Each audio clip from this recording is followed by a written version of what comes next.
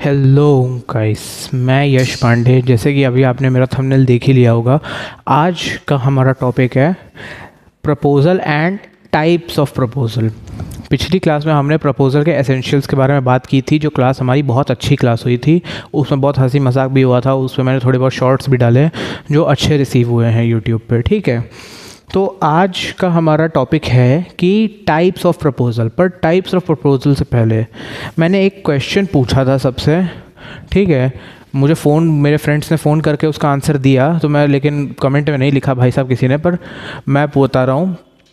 मैंने क्वेश्चन पूछा था प्रपोज़ल पे कि मान लो कि पापा ने आपसे बोला है आपके कि भाई अगर तुम अपने इस बार के एग्ज़ाम में कितने मार्क्स ले आओगे, 99.99% ले आओगे, तो बदले में मैं तुम्हें एक बुलेट बाइक ख़रीद के दूंगा।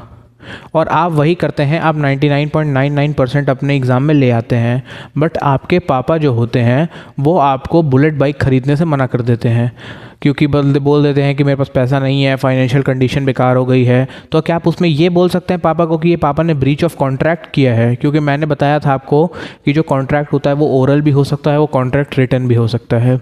तो क्या आप अपने पापा को स्यू कर सकते हैं यहाँ पे? अब जिनको स्यू का मतलब नहीं पता है, मेरी वीडियो देख लेना जाके कि क्रिमिनल केस और सिविल केस में अंतर क्या होता है, आपको स्यू समझ आ जाएगा। ठीक है, क्या होता है। तो क्या ऐसा हो सकता है? इसका आंसर है नहीं कर सकता है बच्चा अपने पापा को स्यू। क्यों नहीं कर सकता है? इसीलिए क्योंकि यहाँ पे लीगल इंटेंशन नहीं था पापा का अपने बच्चे के साथ लीगल कॉन्ट्रैक्ट में आने का। जैसे अगर आपके पापा कॉन्ट्रैक्ट बनाते और बोलते और रजिस्टर करा देते उस कॉन्ट्रैक्ट को, और फिर अगर आप 99% ले आते और उसके बाद आपके पापा आपको बाइक दिलाने से मना कर देते, तब हम कह सकते हैं कि हाँ भाई आपके पापा ने अपना कॉन्ट्रैक्ट फुलफ़िल नहीं किया। बट जब आपके पापा की और आपकी लीगल इंटेंशन नहीं थी, ये बेल्फर वर्सेस बेल्फर वाला केस टाइप का हो रहा है कि गुड फेथ में आपके पापा ने ये बात आपसे बोल दी कि मैं ऐसा ऐसा कर दूंगा, बट आपके पापा की कोई ऐसी सच नीयत नहीं थी कि वो ये काम करने वाले हैं। लेकिन अगर मेरिट वर्सेस मेरिट जैसे अगर आपने जाके कॉन्ट्रैक्ट बनाया होता, उसमें अग्रीमेंट होता, प्रपोजल होता, कंसिडरेशंस होते, ये सारी चीज़ें अगर ला के दी होती आपने, तो आपके पापा ने अगर वो कॉन्ट्रैक्ट बना दिया होता तो आपके पापा को वो चीज़ देनी पड़ती, आपके पापा को बाइक देनी पड़ती। बट यहाँ पे एक लीगल इंटेंशन मिसिंग दिख रहा है और कंसिडरेशंस और बाकी चीज़ें भी मिसिंग दिख रही हैं यहाँ पे। तो इसीलिए आपके जो पापा हैं आप उनको स्यू नहीं कर सकते हैं, क्योंकि यहाँ पे कोई लीगल केस बनने का ऑब्जेक्ट ही ख़त्म हो गया है। ठीक है, तो ये हमारा हो गया क्वेश्चन का आंसर। अगर आपको मुझसे पढ़ना अच्छा लगता है तो प्लीज़ मेरे चैनल को लाइक करिए, मेरे चैनल को सब्सक्राइब करिए, और आपके मन में कोई भी डाउट है तो आप प्लीज़ मुझसे कमेंट में पूछ सकते हैं। और प्लीज़ मन लगा के पढ़िए, नोट्स बनाइए। ठीक है, अगर आप नोट्स नहीं बनाएंगे तो यहाँ पे बहुत प्रॉब्लम होती है कि अगर आप नोट्स बनाएंगे नहीं और अगर आप सिर्फ वीडियो देख के चले जाएंगे तो यहाँ पे ये प्रॉब्लम होती है कि फिर आपके पास कंटेंट समझ तो आ जाता है, लेकिन रिवीजन करने के लिए बार बार वीडियो देखने के लिए जान निकलती है। और मैं भी सोच रहा हूँ कि आप लोगों को PDF प्रोवाइड करा दूँ। तो देखो कब तक मैं PDF प्रोवाइड कराता हूँ, तब तक ये एक बार नोट डाउन कर लो इसको कि टाइप्स ऑफ प्रपोज़ल क्या होते हैं और ये 5 टाइप ऑफ प्रपोज़ल क्या होते हैं। ठीक है, अगर आप एक बार इसको पढ़ लो उसके बाद मैं आता हूँ। हाँ ठीक, तो हमारा जो पहला प्रपोज़ल है उसके लिए हमें सेक्शन 9 खोलना पड़ेगा। किसका? बेयर एक्ट का। मैंने आपको हमेशा बोला है कि एक कॉपी खोल के बैठा करो और एक बेयर एक्ट खोल के बैठा करो। तो अब हमारा जो बेयर एक्ट है हम इसके सेक्शन 9 पे जाएंगे। ठीक है, मेरे पेज में सेक्शन 9 7 नंबर पेज पे है। ठीक है, अगर यहाँ से दिख रहा हो तो पता नहीं, यहाँ से दिख रहा है ना, तो यहाँ पे पेज नंबर 7 पे है। तो मैं चाहूँगा कि एक बार मैं इस चीज़ को रीड करूँ और मैं इसको पढ़ाऊँ, लेकिन पहले मैं चाहता हूँ कि एक एक करके हम चीज़ों को पढ़ लेते हैं, समझ लेते हैं। ठीक है, पहला है एक्सप्रेस एंड इम्प्लाइड प्रपोजल, ये हमारे सेक्शन 9 पे हमको मिलता है। ठीक है, दूसरा जनरल एंड स्पेसिफिक प्रपोजल, ये हमको किसी ऐसा सेक्शन में नहीं मिलता है, ये हमने खुद ही अपने लिए बनाए हैं अपने केस लॉज और सर्कमस्टेंसेस के बेसिस पे। क्रॉस प्रपोजल, ये भी किसी सेक्शन में नहीं मिलेगा। Standing, open and continuing proposal, ये वर्ड्स आपको कहीं नहीं मिलेंगे। इसके केस लॉज बहुत सारे हैं, केस लॉज हमारे बहुत हुए हैं, जैसे प्रपोजल पे केस लॉज बहुत सारे हैं। तो प्रपोजल में हमने ये नए नए नाम दे दिए हैं कि क्या क्या प्रपोजल और होते हैं। और काउंटर प्रपोजल, ये 5 टाइप के हमारे ऑफ़र होते हैं, 5 टाइप के हमारे प्रपोजल होते हैं। ये ऑफ़र मैंने फिर लिख दिया यहाँ पे। ये हमारे 5 टाइप के प्रपोज़ल होते हैं। तो पहले मैं एक एक करके इन सब को पढ़ाऊँगा, तो पहले आप इसको नोट डाउन करिए, ठीक है। आज का लेक्चर डालिए, डेट डालिए, लेक्चर 6 प्रपोजल डालिए। तब तक मैं बेरेट की लैंग्वेज यहाँ पे लिखता हूँ और बेरेट की लैंग्वेज लिख के झट से आपके पास आता हूँ। अंतर देख लीजिए एक्सप्रेस और इम्प्लाइड कॉन्ट्रैक्ट का, ठीक है। आइए, आपकी लैंग्वेज बेरेट में लिखी हुई है, मैं यहाँ से बेरेट भी उठा ले रहा हूँ, बट मैंने ये लिख दिया है आपके लिए। बहुत बच्चे को मैंने देखा है कि जब वो कॉपी खोलते हैं उनके पास बेरेट नहीं होती है, तो उनके लिए मैंने ये चीज़ लिख दी है यहाँ पे। बट भैया बेरेट लेके बैठा करो, ठीक है, मैं लिख देता हूँ फिर भी। In so far as the proposal और acceptance of any promise is made in words, the promise is said to be express, ठीक है। इसमें भी यही लिखा है, यानी कि कोई भी जब प्रपोजल या फिर एक्सेप्टेंस अगर बोल के किसी को बोला गया है कि तो मेरे लिए ऐसा कर दो, तो वो एक एक्सप्रेस फॉर्म ऑफ प्रपोजल हो जाएगा। क्या कहना चाहता है, एग्जांपल देता हूँ आपको। मैंने आपको बोला कि भैया आपके पास 2 पैकेट बिस्किट होंगे, तो आपने भी बोल दिया कि हाँ भैया 2 पैकेट बिस्किट हैं। बोलते कितने के हैं, मैंने कहा, आपने बोला 10 रुपये के, मैंने कहा ठीक है दे दो। तो ये कैसा ऑफ़र हो रहा है, ये कौन सा प्रपोजल हो रहा है, कौन सा एक्सेप्टेंस हो रहा है। ये जो प्रपोजल और एक्सेप्टेंस हो रहा है ये वर्ड्स से हो रहा है, इसमें वर्ड्स इंक्लूड हो रहे हैं। तो ये कौन सा एक ऑफ़र हुआ, ये एक एक्सप्रेस टाइप ऑफ ऑफ़र हुआ, जहाँ पे आप अपने इच्छा सामने वाले को बिना कुछ बोले मुंह फाड़ के जाहिर कर रहे हैं। जिसमें हम एक तरफ, हमने कई बार ये टर्म सुनी है ना कि बोलना तुझे क्या चाहिए, तो ये जो हम टर्म यूज़ करते हैं बोलना तुझे क्या चाहिए, तो ये बोलना तुझे क्या चाहिए is an express form of proposal, ठीक है। तो ये हमारा एक एक्सप्रेस फॉर्म ऑफ प्रपोजल होता है, जहाँ पे हम अपने माइंड की जो बात होती है वो हम सामने सामने बता देते हैं किसी इंसान को कि भैया हमारी सोच ये है और यही हमारे यहाँ होना है और हम ये चाहते हैं, ऐसे चाहते हैं, क्या आप करने के लिए तैयार हैं? अगर आप करने के लिए तैयार हैं तो बताइए, और नहीं है तो मत बताइए। तो ये क्या हो गया, प्रपोजल हो गया। कौन सा प्रपोजल हो गया, एक्सप्रेस्ड प्रपोजल हो गया, एक्सप्रेस्ड, ठीक है। अब इसमें एक क्वेश्चन आता है, मुझसे कल ये क्वेश्चन पूछा था किसी ने, तो भाई ये बताओ, ये जो हम साइन लैंग्वेज यूज़ करते हैं आपस में, जो साइन लैंग्वेज में बात होती है, क्या ये भी एक्सप्रेस प्रपोजल में आता है? तो भैया वो एक्सप्रेस प्रपोजल में नहीं आता है। क्यों नहीं आता है? क्योंकि उसमें वर्ड्स यूज़ नहीं हो रहे हैं, ठीक है। साइन लैंग्वेज जो होती है वो इम्प्लाइड प्रपोजल होता है। इम्प्लाइड कैसे होता है, जब मैं इम्प्लाइड पे आऊँगा तो मैं उस पर बात करूँगा, ठीक है, लेकिन एक्सप्रेस प्रपोजल नहीं होता है। Express proposal can be either written or oral. आप लिख के बोल दीजिए कि भैया 2 पैकेट बिस्किट दे देना। जैसे एक्सप्रेस्ड को हम रिटन फॉर्म में कैसे कह सकते हैं, जब आप ऑनलाइन शॉपिंग करते हैं, आपने बटन मारा, टक से ऐसा ऐसा हो गया, उनके पास आपने उनको भेजा, उनके पास सामान था, उन्होंने एक्सेप्ट कर लिया आपका प्रपोजल, उन्होंने आपके घर सामान भेज दिया, तो वो एक रिटन फॉर्म में डॉक्यूमेंटेड प्रपोजल है। वो सारी जो आपका कॉन्ट्रैक्ट बना है आपका किसी ऑनलाइन डिलीवरी प्लेटफॉर्म से, तो वो सारी चीज़ें आपके एक रिटन फॉर्म में अवेलेबल है, हमारे पास डेटा है उसका, तो वो रिटन फॉर्म में हो गया। और उसमें भी वर्ड्स यूज़ होते ही हैं ऑब्वियसली रिटन फॉर्म में। तो ये वर्ड्स जो हैं हमारे, देखो हमारे जो पूर्वज थे कितने होशियार थे, उन्होंने वर्ड्स यूज़ किया है, उन्होंने ओरल और रिटन यूज़ नहीं किया है। वर्ड्स तो ओरल में भी यूज़ होते हैं, वर्ड्स तो रिटन में भी यूज़ होते हैं, दोनों जगह घुसेड़ दो। तो ये जो वर्ड्स हैं, ये वर्ड्स जब यूज़ होंगे, जब भी आप वर्ड्स यूज़ करके कॉन्ट्रैक्ट बनाएंगे, either it can be oral, either it can be written, तो ये हमारा कैसा फॉर्म ऑफ प्रपोजल हो गया, ये हमारा एक्सप्रेस्ड फॉर्म ऑफ प्रपोजल हो गया, ठीक है। और एक्सप्रेस्ड फॉर्म ऑफ प्रपोजल में मुझे बहुत ज़्यादा ज्ञान देने की ज़रूरत नहीं है, क्योंकि एक्सप्रेस्ड फॉर्म ऑफ प्रपोजल में जनरली कोई ऐसा एज सच केस लॉज आते नहीं है। क्यों नहीं आते हैं?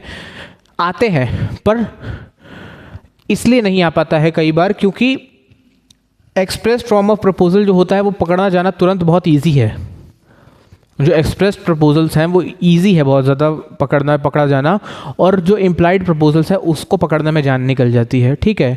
तो एक्सप्रेस फॉर्म ऑफ प्रपोजल तो आप समझ गए कि आपने किसी को बोल के, लिख के कोई बात बोली और सामने वाले बंदे ने वो चीज़ एक्सेप्ट कर ली। It can be use by either letter, ठीक है, या फिर आप बोल के बोल रहे हैं, फ़ोन कॉल, कुछ भी एक्सप्रेस प्रपोजल आ जाएगा, ठीक है। तो यहाँ तक तो इस पे तो हम टिक मार देते हैं, क्योंकि एक्सप्रेस प्रपोजल में ज़्यादा जान नहीं निकलती है किसी की, और एक्सप्रेस प्रपोजल कोई भी लिख के आ सकता है। मेन बात आती है इम्प्लाइड पे। क्यों? इम्प्लाइड पे बहुत सारे केस लॉज हैं, ठीक है। In so far as such the proposal और acceptance is made in otherwise than in words, ये वर्ड बहुत इंपॉर्टेंट है, otherwise than in words the promise is said to be implied. क्या बोल गया भाई ये? इसमें बोल रहा है कि जो प्रपोजल है जिसमें वर्ड्स के अलावा अदरवाइज देन इन वर्ड्स, कोई भी प्रपोजल दिया गया है या प्रपोजल को एक्सेप्ट किया गया है तो वो कैसा है, वो एक इम्प्लाइड फॉर्म ऑफ प्रपोजल है, इम्प्लाइड फॉर्म ऑफ एक्सेप्टेंस है। कैसे, क्या कहना चाह रहे हो सर? समझा देता हूँ आपको भाई, ठीक है। मान लो आप एक स्टेशन पे जा रहे हैं, ठीक है, आप एक स्टेशन पे जा रहे हैं तो आपने जनरली देखा होगा स्टेशन पे बहुत सारे कुली आपको मिलते हैं। कुली कौन होते हैं? जो आपका सामान उठा के ले जाते हैं ए पॉइंट से बी पॉइंट तक और बदले में वो आपसे कुछ पैसे चार्ज कर लेते हैं, ठीक है। अब आप रेलवे स्टेशन से उतरे हैं, ठीक है, कुली ने आपको देखा है, आपने कुली को देखा है, फिर कुली ने आपको देख के आपका सामान उठा लिया और ऐसे लेके चल पड़ा कि सारी दुनिया का बोझ हम उठाते हैं, ठीक है। लोग आते हैं, लोग जाते हैं और हम वहीं के वहीं रह जाते हैं। ऐसे गाते गाते वो वहाँ पर जा रहा है। अब आप देख रहे हैं कि वो जो कुली है वो अपना सामान उठा के मेरा लेके जा रहा है। आपने कुछ नहीं बोला, आप भी चलते जा रहे हैं। अब आप जाते हैं, आप वहाँ नीचे उतर जाते हैं, वो सामान वहाँ पर रख देता है और फिर वो आपको देखता है कि भैया पैसे। तो आप बोलते हैं पैसे किस बात के? बोलते भैया मैंने आपका सामान उठाया है। मैंने कहा मैंने बोला था मेरा सामान उठाने के लिए। आपको पैसा देना पड़ेगा। क्यों? क्योंकि वो एक इम्प्लाइड फॉर्म ऑफ कॉन्ट्रैक्ट है। आपको पता है कि जो कुली है वो जो काम कर रहा है वो किस इंटेंशन से कर रहा है, वो पैसा लेने की इंटेंशन से वो काम कर रहा है। और जो लोग कुली होंगे वो वहाँ पे पैसे के लिए ही वो काम करते आ रहे हैं सदियों से। तो जो कुली है वो जो काम वो पैसे के लिए कर रहा है, आपको वो चीज़ देखनी पड़ेगी, आपको वो पैसा देना पड़ेगा। क्यों पैसा देना पड़ेगा? क्योंकि भैया वो काम पैसे के लिए कर रहा है, वो काम वो फ्री में नहीं कर रहा है आपके लिए, कोई एहसान नहीं कर रहा है आप पे। जो वो कोई एहसान आप पे नहीं कर रहा है तो आपको वो पैसा उसको देना पड़ेगा, ठीक है। तो ये भी चीज़ें देखी जाती हैं कि कोई वो काम कर रहा है तो वो किस लिए कर रहा है, वो क्या गुड फेथ में कर रहा है या फिर उसको उसके बदले में कुछ चाहिए। ये एक इम्प्लाइड फॉर्म ऑफ प्रपोजल होता है, ठीक है। इसके और एग्जांपल्स हैं हमारे पास, जैसे ऑक्शंस होते हैं हमारा, जो हमारे ऑक्शन नहीं पता होगा जिन्हें हम कहते हैं ना नीलामी करना, बोली लगाना। उसमें कई बार होता है, बोलते हैं कि 75,000 एक, 75,000, 75,000, 75,000, 76,000, 76,000, 76,000 से कोई ज़्यादा बोलेगा, 76,000, 77,000। तो ऐसे ऐसे जो यहाँ पर चलता है इसको हम बोलते हैं ऑक्शन होता है ये। तो कई बार उसमें देखा है कि जो लोग वहाँ पर ऑक्शन में वो लगाते हैं वो ऐसे करते हैं, ऐसे कुछ ऐसे रिएक्शन दे देते हैं। तो रिएक्शन क्या दे रहे हैं? वो अदर देन वर्ड्स में कुछ बोल रहे हैं। वो बार बार ऐसे नहीं बोलेंगे 80,000, बार बार नहीं बोलता है कोई, तो कई बार ऐसे करते हैं। वो बोल रहे हैं कि कोई 77,000 से ज़्यादा लगाएगा, कोई लगाएगा 77,500, 77,500, तो कोई ऐसे कर देगा। तो बोलता है 77,500, 77,500 लग चुकी है, कोई 77,500 से ज़्यादा की लगाएगा बोली। ये ऐसे जो बोलते हैं। तो ये क्या हो गया? एक अदरवाइज इन वर्ड्स में जब कोई प्रपोजल और एक्सेप्टेंस हो जा रही है, टेंडर में बात कर रहा हूँ मैं, टेंडर्स में कह सकते हो, ऑक्शंस में कह सकते हो। अभी मैं इसके केस लॉस भी बता रहा हूँ। मैं अभी एक वर्ड्स में आपको थोड़ा सा एक रेडी कर रहा हूँ कि एक इम्प्लाइड और एक्सप्रेस प्रपोजल और कॉन्ट्रैक्ट कैसे होते हैं, ठीक है। तो ये जो भी हमारी चीज़ें हैं वो हमारा इम्प्लाइड फॉर्म ऑफ प्रपोजल में आ जाएगा, इम्प्लॉयड फॉर्म ऑफ एक्सेप्टेंस में आ जाएगा। इसके बहुत सारे केस लॉज भी हैं, मैं भी सारे केस लॉज आपको बताने जा रहा हूँ, ठीक है। तब तक के लिए आप इसको नोट डाउन कर लीजिए और जो मेरे वर्ड्स हैं उसको ध्यान से सुनिए। एक्सप्रेस यानी जो आपने डायरेक्ट अपनी इंटेंशन सामने वाले को बता दी है, और इम्प्लाइड यानी जब दोनों पार्टीज़ ने समझ लिया है कि ऐसा ही होने वाला है तो उसको कहते हैं इम्प्लाइड फॉर्म ऑफ प्रपोजल, ठीक है। एक सेकेंड, हमारा जो केस है उसका नाम है उपटन वर्सेस पॉवल। ये हमारा केस है इम्प्लाइड प्रपोजल पे। अब इस केस में क्या हुआ था, जो हमारा पॉवल है, ठीक है, ये जो हमारा पॉवल है इसने कॉल किया था उपटन कंपनी को। ये उपटन कंपनी कौन सी कंपनी है? ये वो वाली कंपनी है जो फायर एक्सटिंग्विशर कंपनीज जो नहीं होते, फायर एक्सटिंग्विशर, जिनको नहीं पता है कि जहाँ पर जब आग लग जाती है तो फायर ब्रिगेड जो होते हैं वो आके उस आग को कंट्रोल करते हैं, ठीक है, ताकि वहाँ पर आग और ज़्यादा ना फैले और प्रॉपर्टीज़ का कम से कम नुकसान हो। तो पॉवल ने कॉल किया उपटन को। क्यों? क्योंकि कुछ ये जो पॉवल होता है कुछ अनफोर्सिन सर्कमस्टेंसेस में इसके घर में आग लग जाती है, ठीक है। तो ये उपटन कंपनी को फ़ोन करता है कि प्लीज़ मेरे घर में आइए और आके मेरे घर में आग को रेगुलेट कीजिए। तो उपटन कंपनी आती है, और उपटन कंपनी आके इसकी आग को कंट्रोल कर देती है, ठीक है। और सब कुछ इसका चलता है। ये जो उपटन कंपनी होती है एक प्राइवेट कंपनी होती है, इनको पैसा मिलता है इस काम का, ठीक है। ये काम फ्री में नहीं होता है, ठीक है। अब क्या बात हुई यहाँ पे? जब उपटन कंपनी बाद में जब पॉवल से पैसा मांगती है कि हमने आपके घर में आग कंट्रोल की है तो आप अब हमको पैसा दीजिए, तो पॉवल बोलता है कि मैं तुम्हें पैसा नहीं दूंगा। क्यों नहीं दूंगा? अब यहाँ पे केस हमारा शुरू होता है।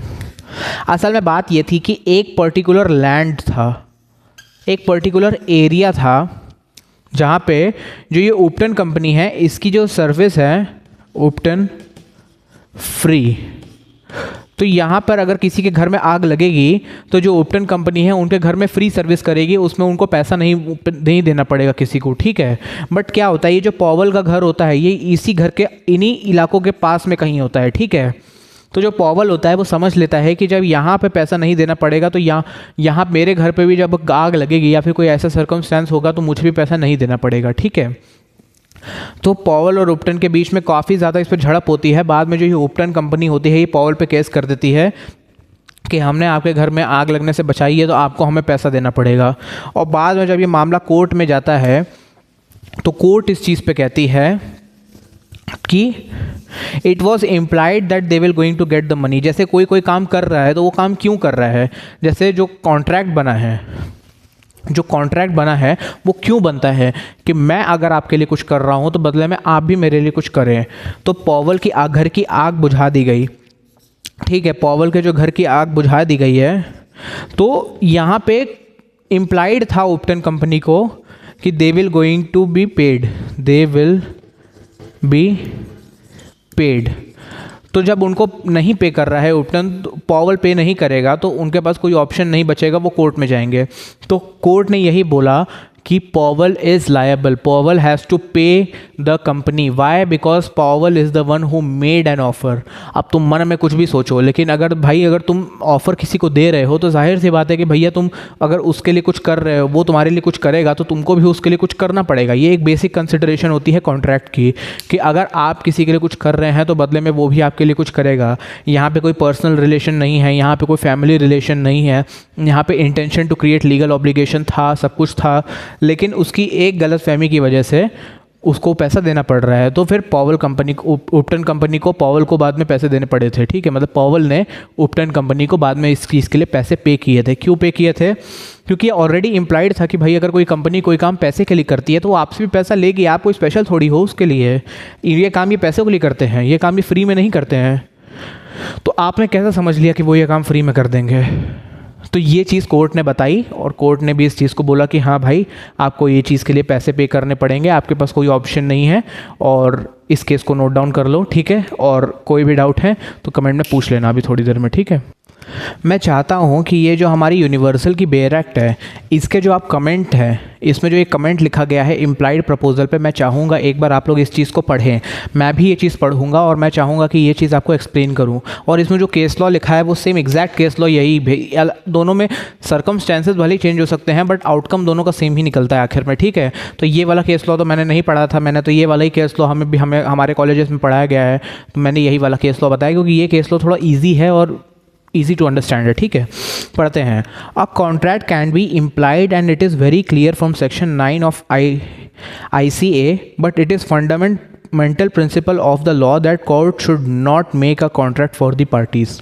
यानी जो इम्प्लाइड कॉन्ट्रैक्ट है उसमें पहला कंडीशन है कि जो कोर्ट होगी, कोर्ट पार्टीज़ के लिए कॉन्ट्रैक्ट नहीं बनाएगी, ठीक है। अगर पार्टीज़ के बीच में कुछ मन मुटाव है तो कोर्ट उसमें कोई अलग कॉन्ट्रैक्ट नहीं बनाएगी, ठीक है। पार्टीज़ आपस में ही रिजॉल्व कर सकती हैं मामला। A court implied in the fact requires of the meeting of mind. A contract implied, जो कॉन्ट्रैक्ट जो इम्प्लाई हो रहा है उसके फैक्ट्स के अकॉर्डिंग, इसमें जो रिक्वायरमेंट है वो है मीटिंग ऑफ माइंड्स, कि जो कॉन्ट्रैक्ट है उसमें जो पार्टीज़ में जो इम्प्लाई हुआ है चीज़ कि कुली आपके लिए सामान उठा रहा है तो आप उसको पैसा देंगे, भले ही आप दोनों ने हाँ या ना बोल के कुछ डिस्कशन नहीं किया है बट आप उसको पैसा देंगे। तो ये क्या है? ये दोनों पार्टीज़ के बीच में इम्प्लाई हो रहा है कि भैया माइंड मीट हो रहा है कि नहीं हो रहा है। The court should refuse to read an implied term into an contract which is silent on the point और did not clearly indicate the nature of the term, ठीक है। जो कॉन्ट्रैक्ट है, जो हमारा जो कॉन्ट्रैक्ट है उसमें जो बहुत सारी बातें नहीं लिखी जाती हैं, जैसे कई बार होता है ना कि चीज़ें इम्प्लाइड तरीके से बनाई गई है कि मन में सोचा गया है लेकिन उस चीज़ को उतारा नहीं किया है। तो इसमें कोर्ट को ये कहा गया है कि कोर्ट को मना करना चाहिए कि हम ज़बरदस्ती का अपने खुद के तिकड़मबाजी नहीं लगाएंगे और अपने ज़बरदस्ती के इम्प्लाइड थॉट प्रोसेसेस नहीं बनाएंगे। हम फैक्ट्स पे बात करेंगे, हम इंटेंशंस पे बात नहीं करेंगे, हम उस पे बात नहीं करेंगे, क्या कहते हैं, अपनी खुद की सोच पे बात नहीं करेंगे। यानी अगर कोई इम्प्लाइड कॉन्ट्रैक्ट है कि कोई भी ऐसी कुछ उसमें टर्म्स एंड कंडीशंस आ गई हैं जो आपको लगता है कि इसमें कॉन्ट्रैक्ट बनना चाहिए था कि नहीं बनना चाहिए था, जैसे हमारा ये वाला केस था, बेल्फोर वर्सेस बेल्फोर वाला केस था। बेल्फोर वर्सेस बेल्फोर वाले केस में आपको सीधा सीधा समझ आ रहा है कि भाई अगर कोई वाइफ है, उसका हस्बैंड उसको पे नहीं कर रहा है, वाइफ खुद कमाती नहीं है, उस टाइम पे पेट्रियार्कल सोसाइटी और ये सब चीज़ें भी बहुत ज़्यादा थी, मैं फेमिनिस्ट नहीं हूँ, बट कि उस टाइम लेडीज़ कमाती नहीं थी, तो वो लेडी अपना जीवन यापन कैसे करेगी? तो हस्बैंड को उसको पे करना चाहिए डेफिनेटली, और हस्बैंड ने उसको बोला था कि उसको पे करेगा, बोला था ना हस्बैंड ने उसको, बट अब वो हस्बैंड पे नहीं कर रहा है, तो अब यहाँ पे मैं क्या करूँ? वाइफ का क्वेश्चन बहुत डाउट सही था। मेरे हिसाब से उस लेडी को इस केस में न्याय नहीं मिला था, ठीक है, मेरे हिसाब से उस हस्बैंड को लायबल करना चाहिए था पे करने के लिए, ठीक है। पर इसमें इन्होंने क्या लिखा है इस चीज़ को लेके कि the court should refuse to read an implied term into an contract which is silent on the point and did not clearly indicate the nature of the term. यानी अगर कोई भी कॉन्ट्रैक्ट किसी नेचर ऑफ द टर्म के बारे में ठीक से डिफाइन नहीं करता है, जहाँ पे कोई लीगल इंटेंशन नहीं है, जहाँ पे आपको चीज़ें ठीक से समझाई नहीं गई हैं, जहाँ पे एक एक बात एक्सप्रेसली डिक्लेयर्ड नहीं है, तो जो कोर्ट होगी वो अपनी ज़बरदस्ती खुद का ज्ञान उसमें नहीं डालेगी, ठीक है। कोर्ट को ये बोला गया है साफ साफ, इसीलिए हमारे ये बेल्फोर वर्सेस बेल्फोर वाले केस में भी जो कोर्ट थी, उसने उस लेडी के साथ वो चीज़ नहीं दी, उस लेडी को मेंटेनेंस नहीं दिया गया। इस चीज़ की वजह से ये जो हमारे केस लॉज निकलते हैं लंबे लंबे, वहाँ पे ये सारी चीज़ें भी आई होंगी, जब वहाँ पे जो वकीलों ने ये जब चीज़ें पेश की होंगी, तो ये सारी चीज़ें भी वहाँ पर दी गई होंगी कि ये देखिए ऐसा है ऐसा है, ठीक है। However, the stipulations and clear contemplations of the party which is necessary to arise out of contract between the parties, they will be implied। यानी कि जो stipulations हैं वो बहुत clear होने चाहिए, ठीक है। अगर stipulation clear है दोनों parties के बीच में, और जो भी contemplations है, contemplation यानी जो दोनों parties का thought process है जो contract से निकल रहा है, तो वो सारी चीज़ें इम्प्लाइड है दोनों पार्टीज़ के बीच में। देखिए, इम्प्लाइड कॉन्ट्रैक्ट का बेसिक चीज़ है मीटिंग ऑफ माइंड्स।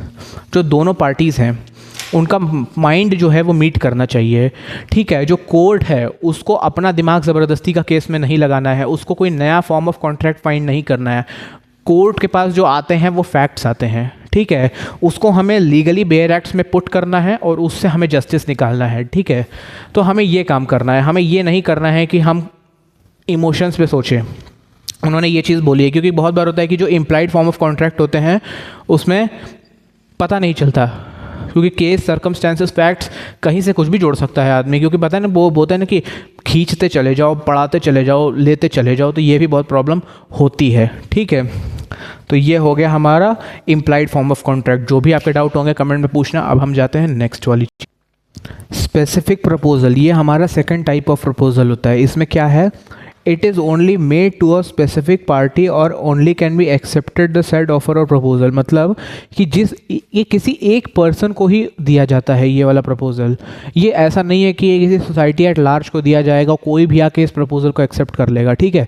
जिस बंदे को ऑफ़र दिया गया है वही बंदा इस ऑफ़र को एक्सेप्ट करेगा और उसी बंदे की एक्सेप्टेंस मायने रखेगी और उसी बंदे को प्रपोजल दिया गया है। फॉर एग्ज़ाम्पल, आपने ए.आर. रहमान को प्रपोजल दिया है अपनी फिल्म में म्यूज़िक बनाने के लिए, तो वो ए.आर. रहमान को ही दिया है, उसका बेटा म्यूज़िक नहीं बना सकेगा उस फिल्म में। आप उसके बेटे को नहीं लेना चाहते हैं, आपको ए.आर. रहमान ही चाहिए। तो ये क्या हो गया, स्पेसिफिक प्रपोजल हो गया, ठीक है। और अगर आप बेरेक्ट खोलेंगे तो इसमें आप जाइए पीछे थोड़ा सा, तो यहाँ पे आपको सबसे पहले पेज नंबर 1 पे एक टर्म लिखी होगी, अरे यार हटो, इसमें एक टर्म लिखी होगी स्पेसिफिक रिलीफ एक्ट। यानी कि जो स्पेसिफिक टर्म्स और कंडीशन पे कॉन्ट्रैक्ट बनाया गया था, यानी जब दो पार्टीज़ के बीच में कोई कॉन्ट्रैक्ट बना था, उसमें क्या क्या चीज़ें आ सकती हैं उसके लिए एक अलग बेयर एक्ट है ये स्पेसिफिक प्रपोजल पे, ठीक है। तो ये सिर्फ कॉन्ट्रैक्ट के लिए है। तो अब आपके दिमाग में क्वेश्चन आएगा कि चलो ठीक है सर, मान लिया कि आपने ए ने बी को ऑफ़र दिया, बी ने वो ऑफ़र एक्सेप्ट कर लिया, बट व्हाट इफ़ बी की डेथ हो जाए। मान लेते हैं ना कि कई बार हो जाता है कि आधा अधूरा प्रोसेस है और बी की डेथ हो जाए, तब क्या होगा, या फिर कॉन्ट्रैक्ट आने से पहले डेथ हो जाए तो क्या होगा। दोनों कंडीशंस होती हैं, देख लो। ए ने बी को ऑफर दिया, ठीक है, इसने भी ऑफर एक्सेप्ट कर लिया है, ठीक है, कंसेंसस एडम हो चुका है, ठीक है।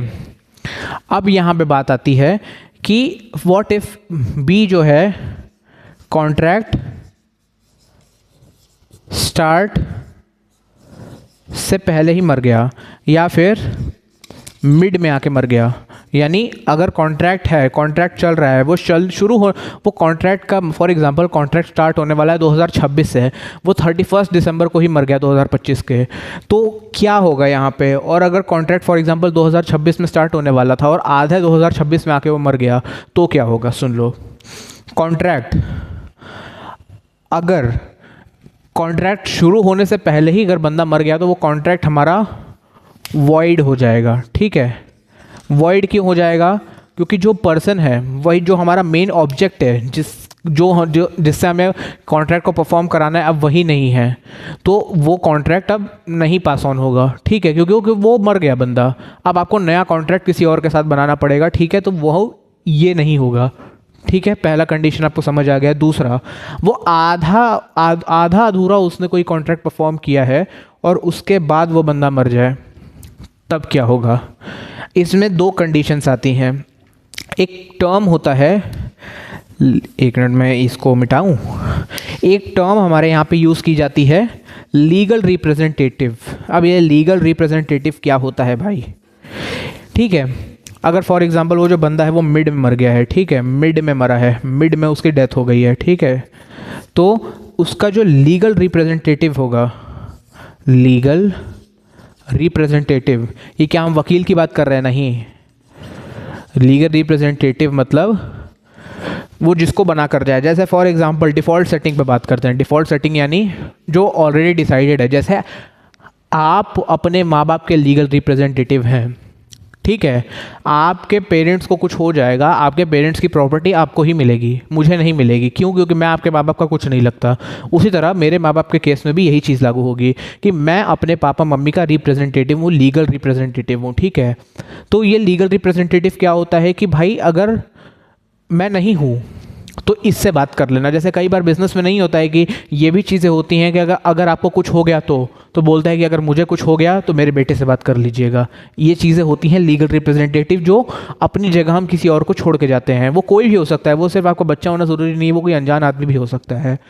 दूसरा, कई बार होता है कि ये भी लिखवा दिया जाता है कि मेरे पास कोई लीगल रिप्रेजेंटेटिव नहीं है और अगर मैं मर गया तो मेरा कोई काम ये पूरा करने के लिए नहीं रहेगा। तो जब वो बंदा मर गया तो वो जो कॉन्ट्रैक्ट है वो उस टाइम पे भी नल एंड वॉइड हो जाता है।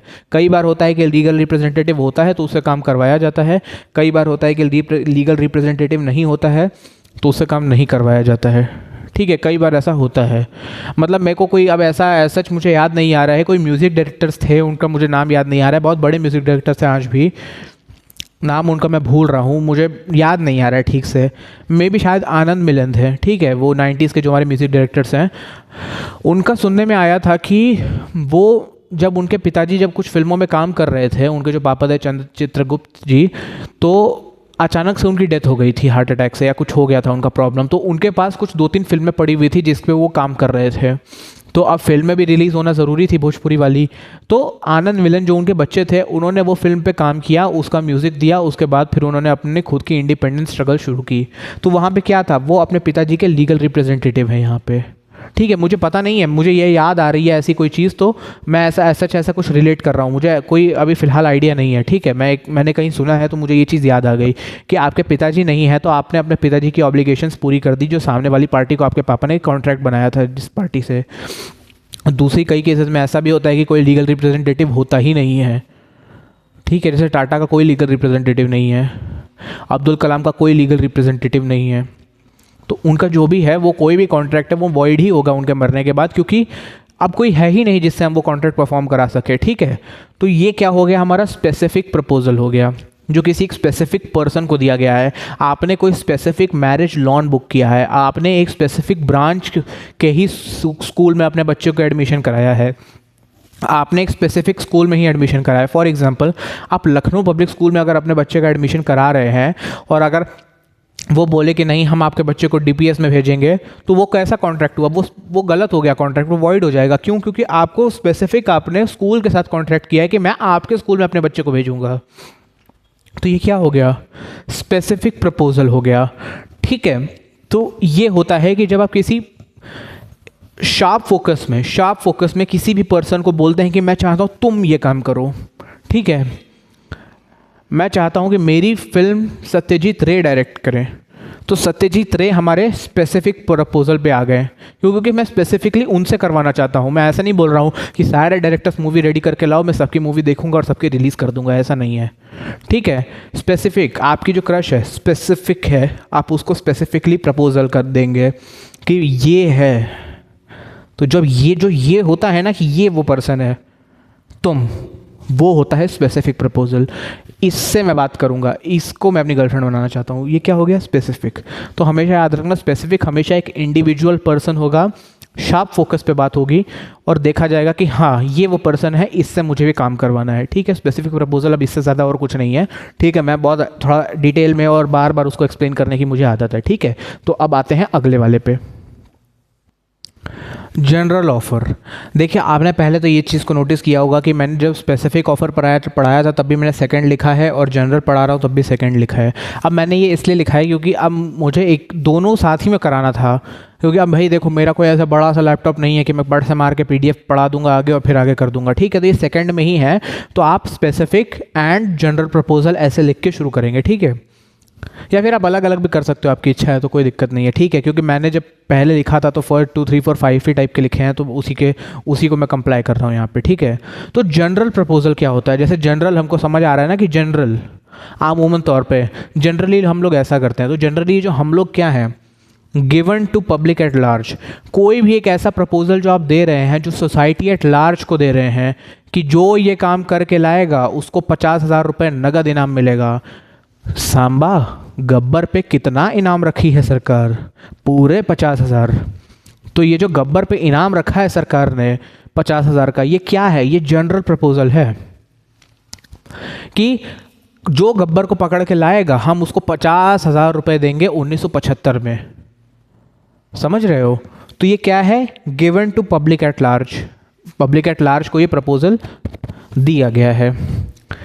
You don't have to be verbally confess the proposal personally, यानी अगर फॉर एग्जाम्पल मैंने कोई प्रपोजल दिया है, मान लो ठीक है कि जो मेरी ये लाल वाली शर्ट को मैं उछालूंगा हवा में, जो इस लाल वाली शर्ट को पकड़ के बिना फटे हुए मेरे पास ला कर देगा उसको मैं 50,000 रुपये दूंगा, मैंने ऐसा कर दिया। ठीक है, तो जब मैंने शर्ट फेंकी तो किसी को आके मुझे अपना एक्सेप्टेंस नहीं देना है चिट्ठी लिख के या बोल के कि भैया मैं आपकी शर्ट पकड़ के लाऊंगा, नहीं।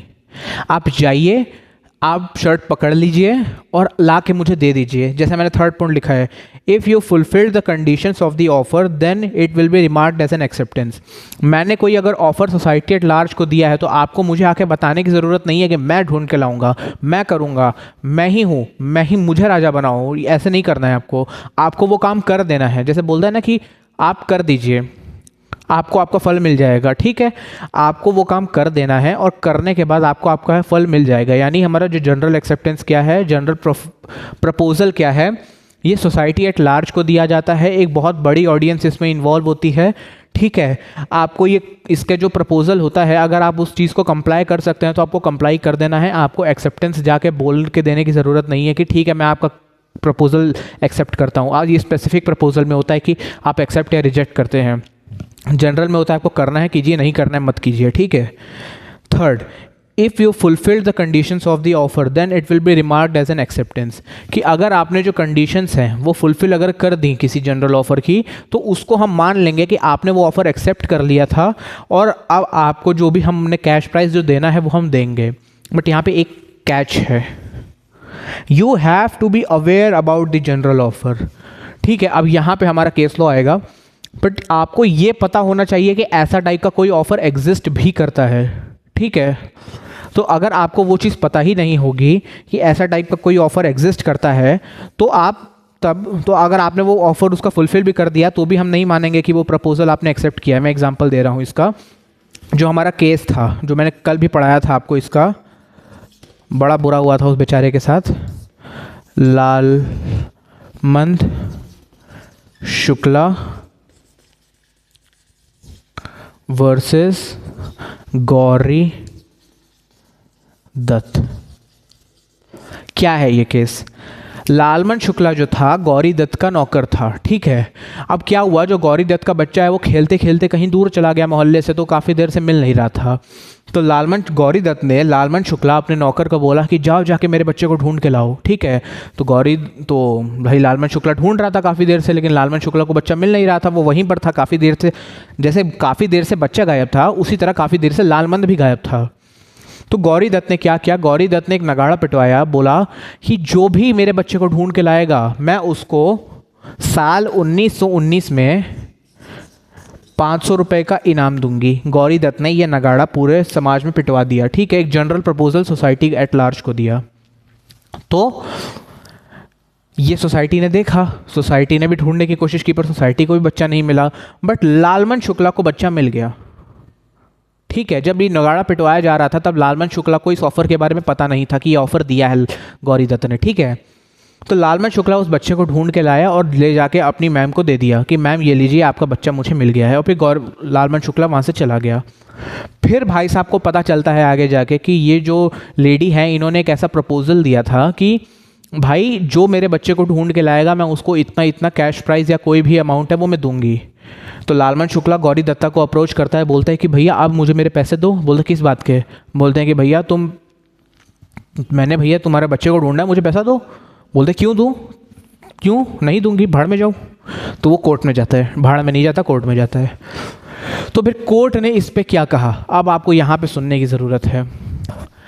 लालमन शुक्ला से पूछा गया कि जब गौरी दत्त ने यह प्रपोजल दिया था सोसाइटी एट लार्ज को, क्या आप इस प्रपोजल के बारे में अवेयर थे? आपको पता था कि ऐसा कोई प्रपोजल एग्जिस्ट भी करता है इस दुनिया में? तो लालमन शुक्ला ने बोला नहीं। तो जब मैंने आपको कोई प्रपोजल दिया और आपने जब वो प्रपोजल एक्सेप्ट किया तब हमारे बीच में प्रॉमिस होगा। जैसे समझो, जैसे जब कोई कॉन्ट्रैक्ट होता है ना, कि जैसे जनरल प्रपोजल है ये आगे जाके कॉन्ट्रैक्ट ही बनेगा, ठीक है।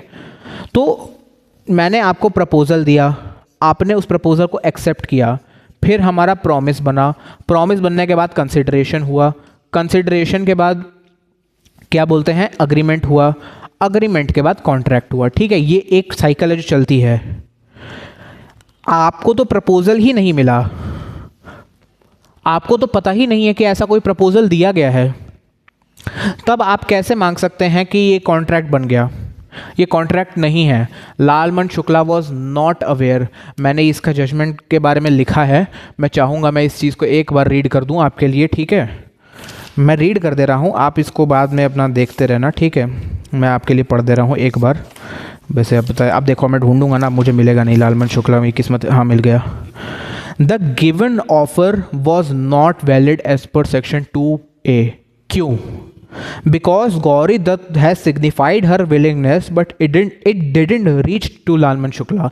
गौरी दत्ता ने अपनी विलिंगनेस सिग्निफाई की थी प्रपोजीज को कि जो मेरे बच्चे को ढूंढ के लाएगा मैं उसे इतना पैसा दे दूंगी, बट ये जो विलिंगनेस है, ये जो मेरी इच्छा है, ये लालमन शुक्ला तक तो पहुंची ही नहीं। जो मेरी ये इच्छा है लालमन शुक्ला तक पहुंची ही नहीं थी। So if you were not aware about the offer and you complied all the condition, it is not binding in nature because you did not do it without the prior knowledge of the reward। यानी आपने जो ये offer था, आपको इस offer के बारे में तो पता नहीं था, लेकिन ऑफ़र की जो कंडीशंस थी, आपको बच्चे को ढूंढ के लाना था, वो आपने फुलफिल तो कर दी। तो हम आप उसको ये नहीं बोल सकते हैं कि अब आपको वो रिवॉर्ड मिलेगा उस चीज़ का, ठीक है। हम ये कह सकते हैं कि आपने वो काम गुड फेथ में कर दिया, आपने एक वो काम दरिया दिली दिखा के कर दिया, ठीक है। तो कोर्ट ने कहा if you were not aware of the offer you complied the condition, it is called good faith, you won't be entitled for the money. तो लालमन शुक्ला को वो पैसा नहीं मिला। मैं चाहूँगा कि अगर आपको ये दिख रहा है यहाँ से, ठीक है, इसका स्क्रीनशॉट ले लो। ले लिया बस। तो ये चीज़ कोर्ट ने कही थी इस चीज़ पे कि भैया अगर लालमन शुक्ला को अवेयर नहीं था, अगर लालमन शुक्ला किसी ऑफ़र के बारे में, तो एक्सेप्टेंस कैसे हो गई? वो तो बिना उसने ऑफ़र के वो गुड फेथ में उसने काम कर दिया। तो जो काम गुड फेथ में कर दिया हम उसके लिए आपको पैसा थोड़ी देंगे, ये कोर्ट ने कहा। बट एक चीज़ मैं आपको बताना चाहता हूँ यहाँ पे, जो जनरल प्रपोजल है ये दो टाइप के हैं, एक वन टाइम, एक है वन टाइम, एक वन टाइम जनरल प्रपोजल है एंड एक वन टाइम जनरल प्रपोजल है, और एक है one continuing general propose, continuing है। अरे चल जा मेरे भाई, चल नहीं रहा क्या? एक सेकेंड, होल्ड इट। तो देखिए, जो हमारे जनरल ऑफर होते हैं ये हमारे दो टाइप के होते हैं। एक होता है वन टाइम जनरल ऑफर, एक होता है कंटिन्यूइंग जनरल ऑफर।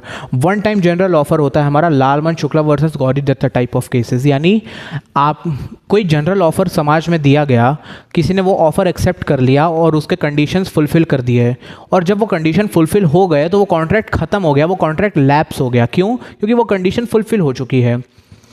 अब कंटिन्यूइंग वाले के केस की हम बात करते हैं। इसका नाम है Carlill versus carbolic smoke ball company. अब इसमें क्या था, जो ये कार्बोलिक स्मोक बॉल कंपनी है, जिनको स्मोक बॉल नहीं पता है क्या होता है, वो कुछ ऐसे नाइट्रोजन की बॉल्स होती हैं, उसको जब आप खाते हैं तो धुआं निकलता है, ठीक है। वो देख लीजिएगा आप स्मोक बॉल कंपनी क्या हो, स्मोक बॉल क्या होती है।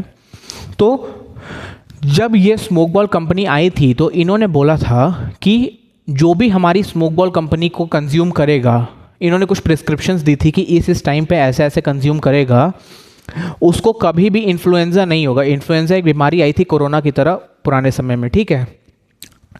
उन्होंने ये चीज़ बताई थी और उन्होंने बोला था कि किसी भी बंदे को अगर इन्फ्लुएंजा हो गया हमारी स्मोक बॉल कंपनी ट्राई करने के बाद, तो हम उसको 500 पाउंड का इनाम देंगे। ये उन्होंने एक ऑफ़र दिया था, ठीक है, पूरी सोसाइटी एट लार्ज में, ठीक है। तो एक मिस कैलल नाम की एक लेडी थी, ठीक है, इन्होंने वो स्मोक बॉल ट्राई की, लेकिन इनको फिर भी इन्फ्लुएंजा हो गया। तो इन्होंने क्या किया, इन्होंने कार्बोलिक स्मोक बॉल कंपनी को स्यू कर दिया, ये कह के कि आपने जिस तरीके से मुझे बोला था स्मोक बॉल को कंज्यूम करने के लिए, क्योंकि इसके फैक्ट्स बहुत इंटरेस्टिंग है, आपने जिस तरीके से मुझे स्मोक बॉल कंज्यूम करने के बोला था, जिस टाइम पे बोला था, जिस तरीके से आपने प्रिस्क्राइब फॉर्म ऑफ आपने स्मोक बॉल कंपनी मुझे कंज्यूम करने के लिए बोली थी, मैंने सेम वैसे ही किया, लेकिन फिर भी मुझे इन्फ्लुएंजा हो गया। अब मैं क्या करूं? अब आप मुझे पे कीजिए $500। तो कार्बोलिक स्मोक बॉल ने किया, उन्होंने इस सूट का रिप्लाई करते हुए ये कहा था कि हमने इस लेडी के साथ कोई कॉन्ट्रैक्ट नहीं बनाया है। उन्होंने उस टाइम पे ये बोला था, उस टाइम ये जनरल प्रपोजल का कॉन्सेप्ट एग्जिस्ट नहीं करता था। तो कार्बोलिक स्मोक बॉल कंपनी ने ये चीज़ बोला कि हमने इस लेडी के साथ कोई कॉन्ट्रैक्ट नहीं बनाया, तो हम इसको पैसा क्यों दें।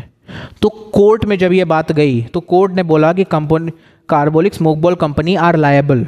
क्यों? क्योंकि जनरल ऑफर जो होता है हमारा, जो हमारी कार्बोलिक स्मोक बॉल कंपनी है, वो उस लेडी को पैसा देने के लिए लायबल है। क्यों लायबल है? क्योंकि जो हमारा जनरल ऑफर होता है, जैसा कि मैंने अभी वन टाइम जनरल ऑफर में भी बताया था, कि इसमें एक्सेप्टेंस आपको आके देनी नहीं पड़ती है, उसको आपको कंडीशंस को फुलफिल करना पड़ता है, और कंडीशंस को फुलफिल करने के बाद आपको आपकी रेमेडीज मिलती हैं, ठीक है। तो कोर्ट ने ये चीज़ बोली। दूसरा, अगर मिस कार्लिल को जो ये इन्फ्लुएंजा हुआ है इनकी स्मोक बॉल कंपनी ट्राई करने के बाद, अगर कोई और बंदे को भी इन्फ्लुएंजा होगा इनकी स्मोक बॉल ट्राई करने के बाद, तो इनको उसको भी 500 पाउंड देने पड़ेंगे। फिर किसी तीसरे बंदे को होगा, उसको भी 500 पाउंड देने पड़ेंगे, चौथे को भी, पांचवें को, छठे को, सातवें को, आठवें को, नौवें, 10वें, ये चलता चला जाएगा जब तक जो लोग इनकी स्मोक बॉल कंपनी ट्राई करते रहेंगे उनको इसका हर्जाना भरना पड़ जाएगा। तो ये जो कार्बोलिक स्मोक बॉल कंपनी थी ये इसी तरह ठप पड़ गई थी, क्योंकि बहुत सारे लोगों को बाद में इन्फ्लुएंजा हो गया। इन्होंने ये झूठा क्लेम किया था जो इनको नहीं करना चाहिए था। तो ये है हमारा कार्बोलिक स्मोक बॉल कंपनी का केस, ठीक है।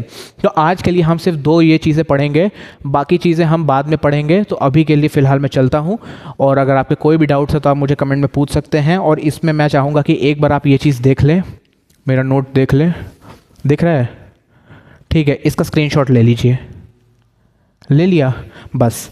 तो अब इसके अलावा मुझे नहीं लगता कि अभी और इसमें कुछ जानने की आपको ज़रूरत है। और बाकी के जो 3 हमारे प्रपोजल्स होंगे उसमें हम बाकी के जो 3 हमारे टाइप के कॉन्ट्रैक्ट्स हैं हम उन पे बात करेंगे। जो बाकी के हमारे 3 टाइप ऑफ प्रपोजल है उस पर बात करेंगे। तब तक के लिए प्लीज़ मेरे चैनल को लाइक करिए, मेरे चैनल को सब्सक्राइब करिए, और अगर आपके कोई भी डाउट है तो आप मुझसे प्लीज़ कमेंट में पूछिए। और तब तक के लिए मन लगा के पढ़ते रहिए, और कोई भी डाउट है तो कमेंट में पूछिए और मुझे ईमेल करिए। आप अगर मुझसे कुछ पर्सनल 1-to-1 बात करना चाहते हैं तो उस पर भी बात कर सकते हैं। तब तक के लिए thank you so much, bye bye.